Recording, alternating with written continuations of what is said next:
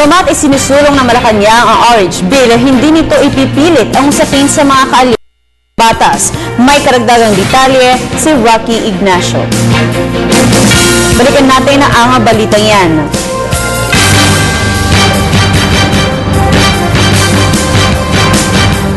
Samantala, nakatakdang pagbotohan ng mga mambabatas ang kontrobersyal na RH Bill sa araw na ito. Makakausap natin sa linya ng telepono si Bianca Piedad para sa update. Bianca, magandang hapon.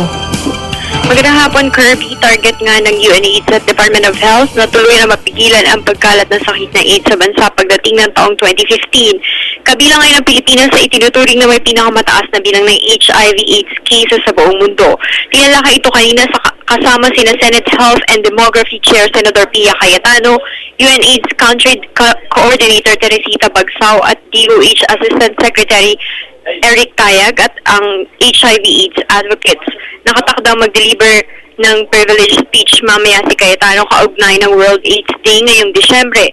Lumalabas sa global report ng UN na umakyat na sa 9 na kaso ng AIDS ang naitatala kada araw sa Pilipinas kumpara sa dating datos ang nagkakaroon nito kada 3 araw.